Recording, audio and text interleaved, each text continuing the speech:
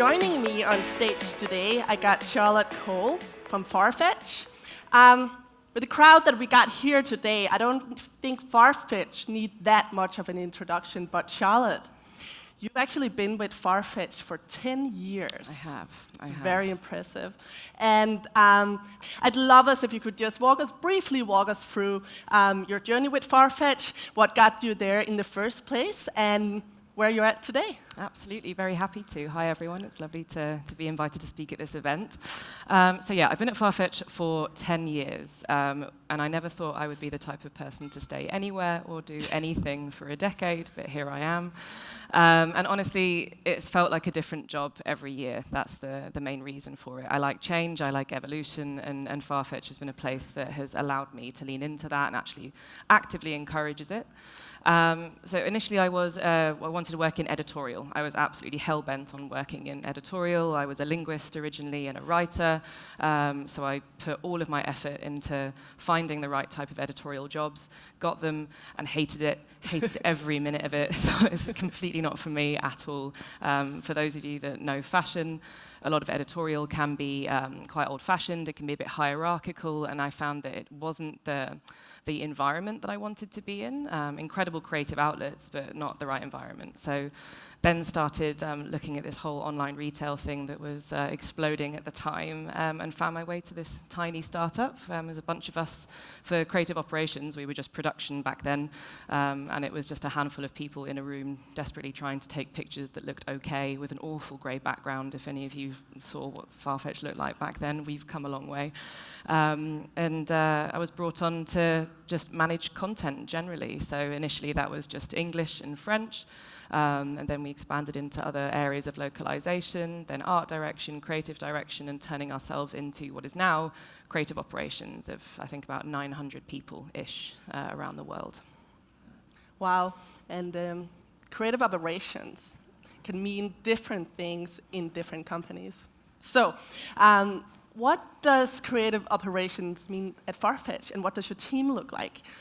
So yes, it is the most vague title ever, creative operations. Everyone kind of knows what it means. It must be something to do with vaguely operational or trying to manage creative people, and that's precisely what I do. It's what we do at Farfetch. So within the Farfetch group, because it's not just the Farfetch.com website, but also other sites and other white label sites that we build out for other brands, creative operations is a content creation hub. So it can be anything from creative direction, art direction that might be needed for an external client or for the Farfetch marketplace. It will be everything from product imagery, videos, any visuals we're bringing out for our product detail pages. Then also copy, whether it be marketing copy or site experience copy, product information, data entry, product catalog management. So we do the analytics and the product creation side of things as well for e-commerce and retail. And last but certainly not least, is localization. So we have 15 languages that we offer. We can always do more, but that's kind of the in-house team that we have. And we are spread over, I think it's 5 offices now that we've got around the world. So it's a big operation. It's wow. a big operation. It's really enjoyable. And your team? My team specifically, so it's kind of split into a few key areas. So I run the creative team for our imagery side. So that's our creative director, art directors, the key styling editors, trying to build out that visual tone of voice for Farfetch, of trying to reflect our brand through our product e-commerce photography, which is no mean feat when we're producing about 3,500 items a day. So it's very intense with the quality and the scale.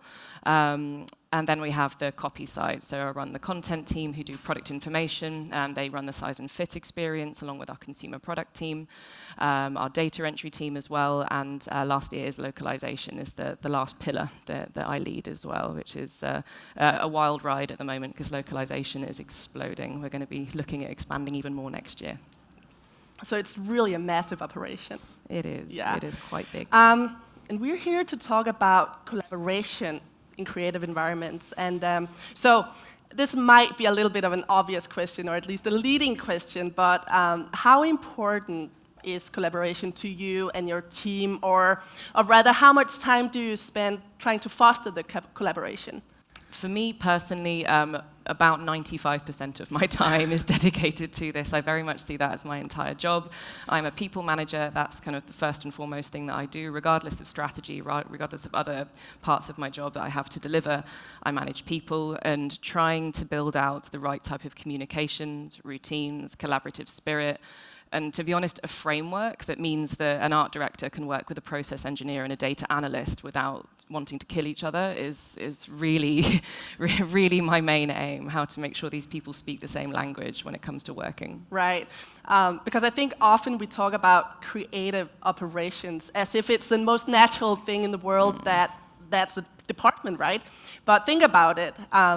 When you think about creativity and efficient operations, those almost seems like opposites. And you're managing a team, and I'm imagining that you have a lot of different types of people on that team.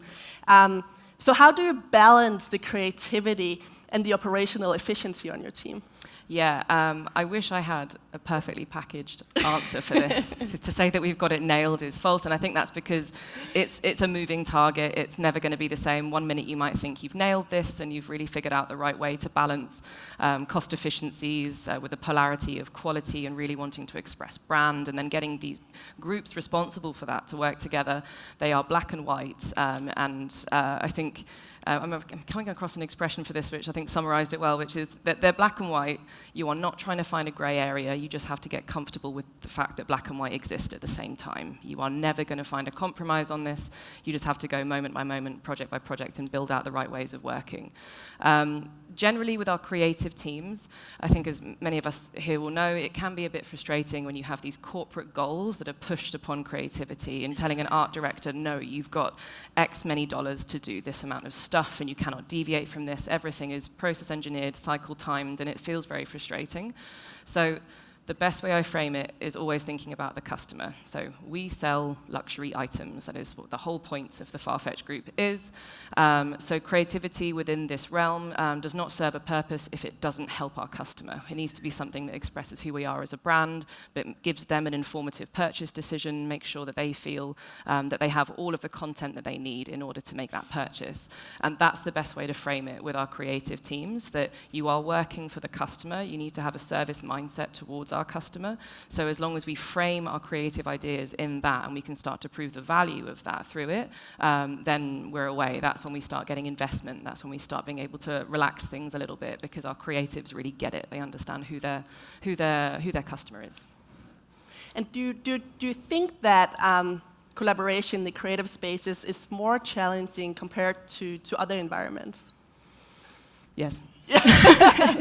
Yes, absolutely. Yeah. It can be really difficult, but I think obviously recruitment is critical with this, finding the right people that have an open mind, because it doesn't matter if someone is a process engineer or an art director, if they are someone who is has a collaborative spirit, and if they have a framework that is clearly spelled out for them, really you've just got incredibly talented people that then want to make a project work. So it gets easier as long as you really build out an airtight framework and focus on the customer. Sure. And you're not just managing a team with a lot of different types of people, you're also actually managing a distributed team, right? You got offices and studios in several places across the world. So it also means that you're physically apart, means you're in different time zones. How do you make sure that that the communication flows? And do you have any specific tools that you use? Mainly me just being a pain and constantly pushing the agenda with my team. I think that's the biggest tool. But I think middle management is the answer to that, of how we manage it, because it's impossible to schedule collaborative meetings all the time because of different time zones. We spend the majority of our time in the UK or Portugal, so our Hong Kong teams, LA teams, Brazil teams do not get face-to-face contact with us. So on-the-ground middle management is the single most important thing for us when it comes to running the creative studios. We can come up with the best strategy in the world, the most amazing learning and development opportunities for everyone. But if you're telling your heads of department, who then tell their managers, who then just don't really disseminate the information, it's lost. It's a lost cause. You're not going to be able to engage your stylists, your photographers, your logistics teams if they don't feel that their boss is part of that communication line. And how do you actually do that? Do you have town halls, stand-ups? Do you have like specific software that you use? Or We do. Everything, all of the above and more. So I think it needs to be like a scattergun approach with communication. So we have the formal stuff, the big town halls. We go into our quarterly proceedings. We have everyone from our CEO and CFO doing bigger meetings, and then our SVP of creative operations doing more tailored stuff for us. But then it goes into the more informal channels. So we have newsletters, we have Slack, which we use pretty religiously at Farfetch now. And oddly enough, project management tools. I never thought that we use Monday. And actually it's become a pretty solid communication tool for us with other teams that just need to get as much context around, let's say, I don't know, UX research or something. And we can build out repositories for them to understand kind of the ethos behind some of the projects we're building. Sure. So we have a lot. Yeah. Did the pandemic change the way you work, or were you already working like this before? We already had some areas that were quite mature in terms of communication. I mean, we've always had a US and European and an East Asian outpost, so it's been something we've had to work on in the past. But yes, the pandemic completely changed everything. We really grew up as a business in many ways through the pandemic. I think that was the moment that we suddenly thought we're not a startup anymore. Probably should have figured that when we hired our 7,000th employee, but still.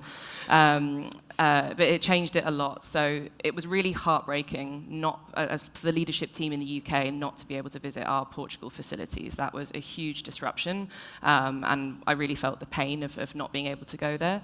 And fundamentally, in our studios, as I think most people here will relate to, we had to redesign everything to be COVID secure. And in a production facility with 500 people producing 3,500 items a day, it became a real undertaking. And our studio operations team that were based in Portugal were just killer. How they managed to build out everything from transport to like the circular movement in the studios to make sure that pockets of people were only working with each other. So if there was a COVID outbreak, only 5 or 6 people needed to leave the office and it didn't disrupt the rest of production. It was flawless. I was eternally grateful for the way that they were literally at the heart of the business when everyone else was having to work from home. They kept going. All right, let's change gears a little bit. From our previous talks, I know that you're really passionate about diversity, inclusion, representation, and not just in front of the camera, right? But behind the camera as well. So can you just talk a little bit about what that looks like at Farfetch and how you navigate that? Sure. I was very glad that when we were talking about this to go through this, because I definitely have a bit of a bugbear about so-called diversity and inclusion programs at a lot of corporate places. I think we will look back on it in future generations with a slightly cringy mindset with the way a lot of companies deal with this these days. We've all seen what happens on June 1st when suddenly every brand has a rainbow logo and you're like, it's not quite hitting the mark. But it does mean an awful lot at Farfetch, and definitely behind the camera as well as in front of, because in front of, you need to make sure, obviously, that the models you're using, the people that we're working with are representative of our customer base, and that is naturally diverse. So if you just look at the people in front of you, it should be a very natural selection as to how you're building out creative.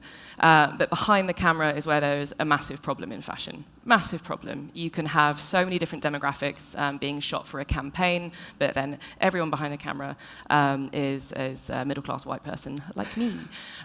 So it is a very difficult thing to build out. It is a constant work in progress, and we also have to be really conscious that, let's say, the standards and the team I'm building out with the diversity expectations that I have within London is not something we're going to be able to replicate in the rural part of northern Portugal, and it's not going to be the same thing we can do in Shanghai. This is not realistic. There is diversity within diversity of not trying to push traditionally, I guess, American and British centric opinions about diversity onto other countries, because you get into a vicious circle of trying to push essentially English-speaking values onto other people, and it's really sensitive. And I'm very, very proud of working at Farfetch that deals with this in such an overt and honest way that nothing is perfect. Here are all of the ugly bits, and let's try and figure this out.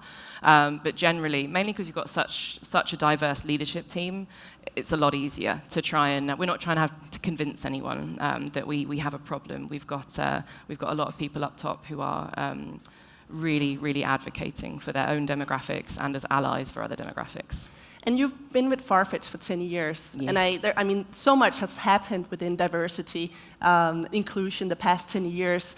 So what has that journey looked like for you? So for us, it's been a really interesting one, and I think it is that diversity within diversity piece of having different countries, because initially it was just Portugal and the UK, and we were building out the type of teams that we wanted to be reflective of our values, and this is a constant work in progress. This is not something that we've perfectly nailed yet, but then trying to build out a creative team in a rural part of northern Portugal, but with global talent, which is highly diverse, you come across even more challenges where you want to make sure you're not bringing in people from different demographics into an unsafe environment, because that's, if anything, more exploitative than just having an entirely Caucasian workforce to begin with or something. So it's been a real learning process to figure out the right type of management structures that we would need and the right type of attitudes, to be honest, and trying to lay our cards on the table. Every country has a very different approach to these things. There are religious, cultural, and personal beliefs that are going to be different in all of the places that we operate. But if we are very honest about at Farfetch, this is what we're doing, this is how the game plays, this is the expectations, then you can't do anything but expect people to live up to those standards. And that's what I think has really developed, or actually what's held strong over 10 years, is a very high standard of expectations for our team. That's awesome. Mm-hmm. You also mentioned something else in our previous talk, and we didn't actually get to talk so much about it, so I'm really, really curious. You said that you quite recently started working with genderless style guides. What brought you to that? Yeah, this is absolutely brand new, so it's not something that you might see reflected on the site yet, because, the whole industry, we still shop in departments. Gender is absolutely a way that we shop overall, so that's not disappearing anytime soon. But when it comes to creative, you can build out genderless style guides. There's no reason to have a women's wear lighting set, for example. But it's really interesting how a natural default is to build out two entirely different worlds for men and women, and never shall the two meet.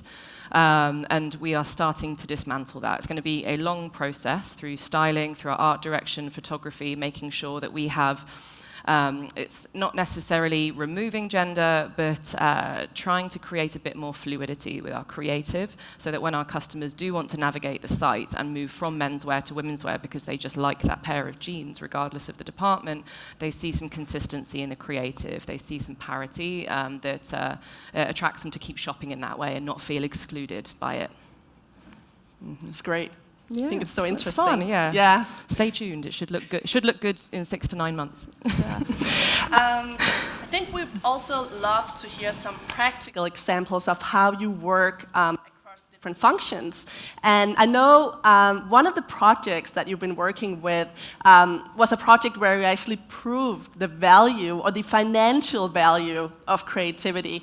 And I just thought that was such an interesting project that you did. So could you walk us through that? Absolutely. Proving the value of creativity to a predominantly operational board is really hard. So for so many of us, it's just a no-brainer. We know our customers will react better and buy more and return less if they have all of the imagery and the visuals that they need and the product information there, and it's all localized beautifully. But it's expensive.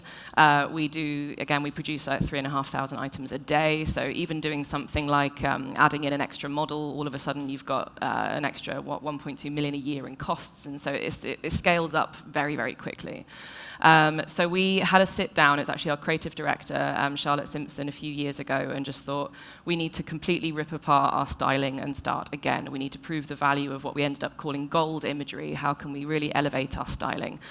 So we sat down with our COO, and she tried to convince him to just give her testing budget to take the Farfetch tech approach, because we are a tech company company before we're a fashion company, but we exist in these two worlds. So take the standard consumer product tech approach of testing things. Let's do an A/B test and let's see if we really elevate all of these attributes across the assets that we produce. Does it make a difference? And it was amazing. We went full hog into it. The board were so supportive because, again, we've got a very experimental ethos in the business. We built out new style guides, totally new guidelines for art direction across the board, built it out and did an A/B test, so shot everything twice. And it worked. It worked. We saw a huge increase in conversion and specific categories as well, like bags and suits and all of these things where we could start to elevate our content and really show more about what this hero product is that we're trying to sell. Conversion went up, GTV went up, returns went down, absolute winner. And from that one test that we convinced them to do, now that is absolutely the foundations of everything that we do for our e-commerce photography. It's just in the mindset now of just, well, we need to prove the value, but we desperately want to have investment on this, whether it's size and fit, whether it is localization. So let's do a test, let's learn from it, let's engage with what we can, and then iterate with our creativity through that. So you don't do this on all of your products. It's a selected part of your products. Like how big a percentage of your products do you go that far with? So we segment our catalog because it is impossible to treat all products the same, and nor should we. They don't all need the same type of creative and the same type of assets. So for gold imagery, I think it's about 15% of our product overall, and we're kind of tier. So we've got like platinum, gold, silver, bronze, and Wow. It's pretty good. It's really cool. And it sounds like you got this whole process set up around this. Lots of Kind of. We're getting there. A/B testing, proving the value. But we probably got some people in the audience today, little less resources than you guys have. So when it comes to balancing the cost of creativity with the value it can deliver, do you have an advice for the people here today that might not be able to carry out an A/B test in that scale? I would say start small, especially while you can, because we've learned the hard way that trying to adapt things that we should have nipped in the bud years ago is so painful. So trying to change certain things now is huge and expensive, whereas if it was just the baseline from however many years ago, it would be standardized. So definitely start really small. And I would say we kind of build out these little dream teams that work really well, and it is completely the foundation of creative operations. We will put an art director and a styling editor with a data analyst or someone from catalog management and a process engineer, maybe like a continuous improvement manager or someone to keep things going, and we just say, off you go. You guys come up with what we need to do. And it's always worked so far. I mean, we kind of have a fail fast and move on mentality to this. Not everything is a winner. But if you do start small, start with a dream team and iterate from it. It's the best way to see more improvement over time than doing a huge overhaul, which is, can speak from experience, incredibly stressful. All right, so you mentioned that Farfetch, it's not actually a fashion company. It's a tech company. And what do you mean with that? And why is that important? Yes, we are a sneaky company in that we IPO'd as a tech company, and it was very important for us to make that distinction for the market because we have many shops, but we are a platform. So there's farfetch.com, which everyone, if you know us, that's where most people know us from. It's our marketplace where we sell the majority of our stock from all of these different boutiques and brands around the world, brought them together.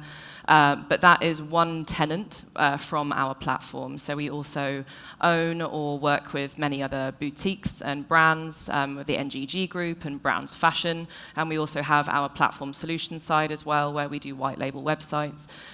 And we also have done quite a lot of mergers and acquisitions in the past few years, either with proprietary technology for model virtualization, or if it's going to be for particular brands, or most recently it's with the Richemont Group and Net-a-Porter. So we're building an ecosystem through this platform. It's all proprietary software that we've built out from our logistics tools, our CMS, our production tools, all of this we built ourselves so that we could then leverage it as a service. And it's kind of a self-serving ecosystem that will partner with a brand or will be giving out this technology to a particular partner, and in return we get their product as e-concessions on the marketplace, and it becomes a circular economy of fancy clothes, essentially. All right, so there's another thing that I know that you're passionate about, and it's size and fit. Unfortunately, it has become a real part of my life, and if my 20-year-old self would be terribly disappointed by that, but here I am 15 years later loving it. So can you talk a little bit about why it's so important and the things that you're doing trying to get that right? So I think it's because it is a challenge that no one has managed to conquer. I think that's why I've had this love-hate relationship with it. We are very much obsessed with size and fit at Farfetch. Any retailer, any clothing retailer feels the same. It is the vast majority of any business's returns. So in terms of the bottom line, it means a lot. But fundamentally, most importantly, it's just shocking for the customer. We all buy stuff online now. We know how annoying it is. There's certain categories that I won't touch with a barge pole online anymore, like denim, because it's just too painful to keep returning things, because size and fit is a nightmare. We do not have it perfect by any means at Farfetch. We are years away from where we want to be. But it's a bit of a rising tide of all of the things we have to do to fix it. We're never going to fix size and fit because it's very subjective, as well as the objective parts. But it is a bit of a rising tide. So solving some of the objective things around measurements per size and some of the key attributes and additional product information and imagery is crucial to understand size and fit as well, and video, if you can have it. But then the subjective stuff as well, so looking into fitting advice or looking into the nuance of helping people make an informed decision, working with technology for fit prediction softwares as well.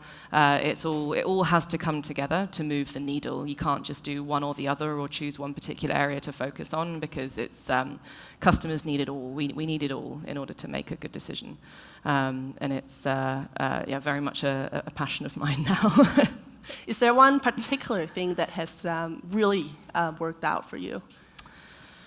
I guess where there's the most potential is definitely fit prediction algorithms. So there are so many companies that do this now, and we've tested with a lot of them, and we've got more fun stuff coming in the future that my PR team probably don't want me to talk about on camera.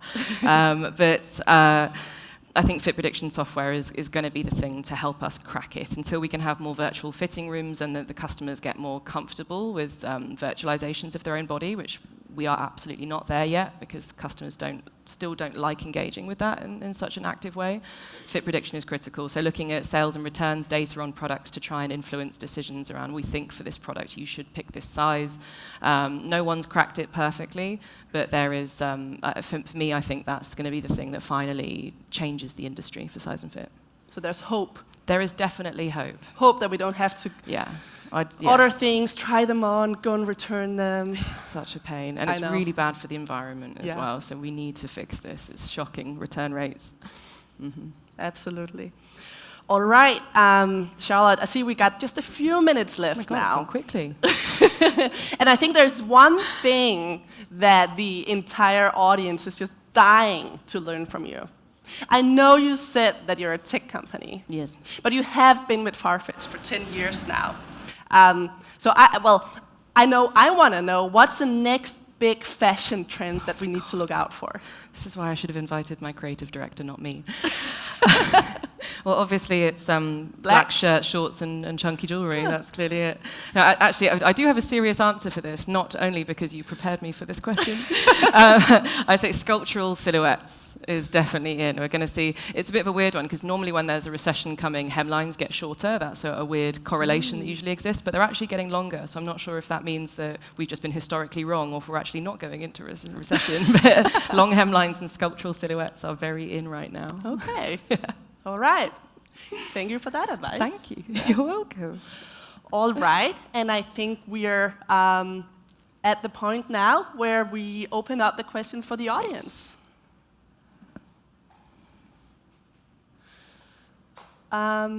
We got one right here on Slido.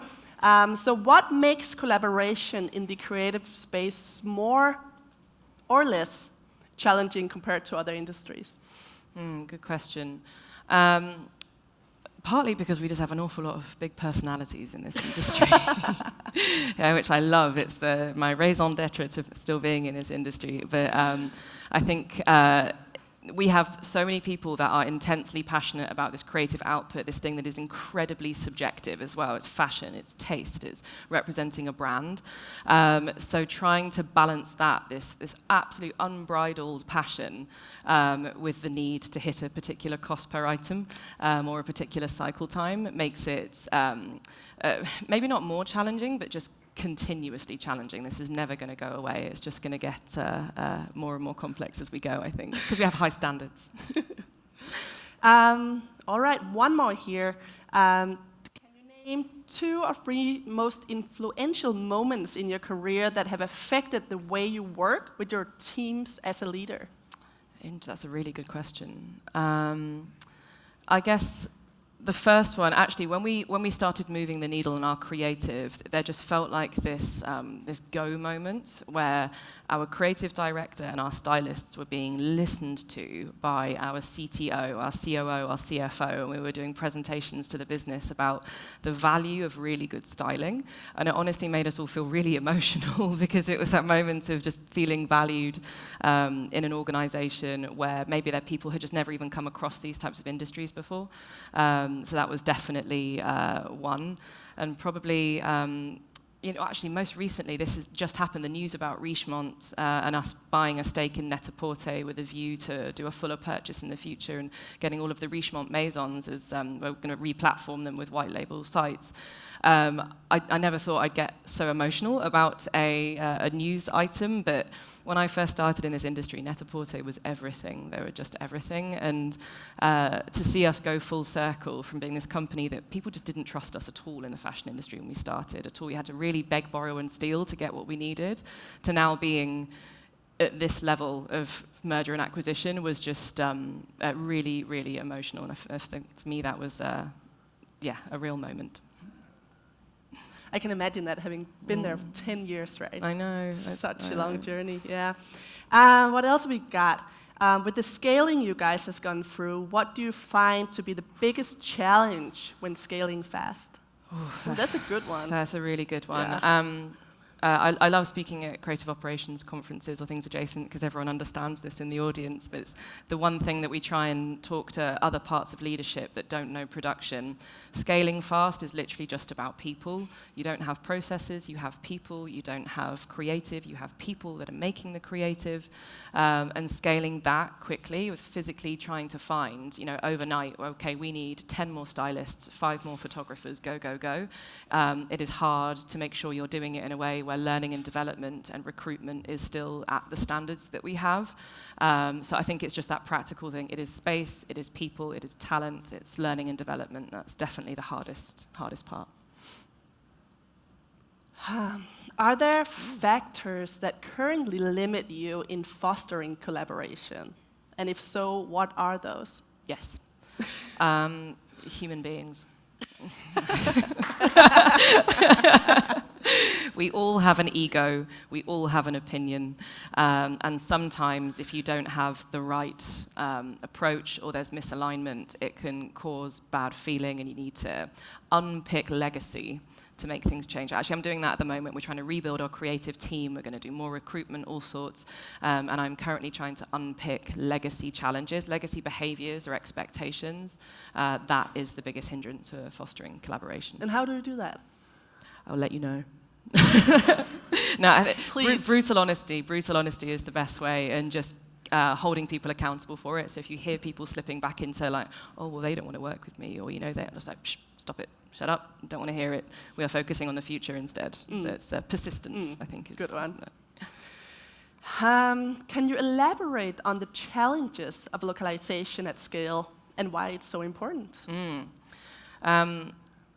Localization is the cornerstone of everything, and it's a broad term. It can mean everything from payments or unique content delivery, and specifically for us, it's translations and the words, the content itself.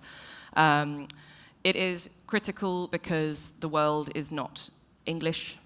The world is a diverse place, and I think for us, especially in luxury fashion, England and America are not the be-all and end-all. So localization is crucial for us. And doing it properly is really hard. And I think this is the thing where we've had to learn by doing, and it's definitely the message I would give on this, is that divest. So if you have the opportunity to have people in the locale doing that work, lean into it, let them do it. Don't try and allow essentially HQ expectations to dictate how other teams will localize. They know their demographic better than you ever will. Let them run with it. Mm-hmm. Good advice. Got another one here. Speaking of diversity, what is the percentage of women at Farfetch leadership? I don't know the specific. I will come back to you all with the specific percentage, because we will definitely have that. Farfetch leadership in some areas are actually really high. If you look at Farfetch as a whole, there's a lot of female leadership, because across the creative teams and brand and marketing and even commercial, it is predominantly women. But it's an interesting one with diversity, and speaking about different cultures and different countries approaching things differently. London office is very different from the Portugal office, where we have engineering and operations and product, which is a predominantly male-run organization. The whole industry is predominantly male-run. We can talk about pipeline problems and all sorts, which I'd never quite like giving into. I think it's a bit of a myth, the pipeline problem. But overall, Farfetch is good, but it's really heavily weighted with women working in particular sectors. We've got a lot of women on the board, a lot of women on the board, though. But I'll come back to you all with an accurate percentage. Good. And one more here. How do you integrate the KPIs in the right way, both for your team, human beings versus numbers, and the building of your budget, balancing quality, capacity levels, and cost? It is tough. It is tough. I would say, so the way that creative operations at Farfetch is successful at this is because of the operations side of that. And the hardest part is addressing that balance. There's constantly impolarities, and actually our operational team are really strong. So we don't have an issue integrating KPIs. The issue is making sure that doesn't dominate everything and then screw up the visuals of the site. We have process engineers who cycle time everything, so everything is integrated with targets. All of our teams work to targets, our productive teams anyway, our stylists, photographers, logistics teams, etc., copywriters, etc.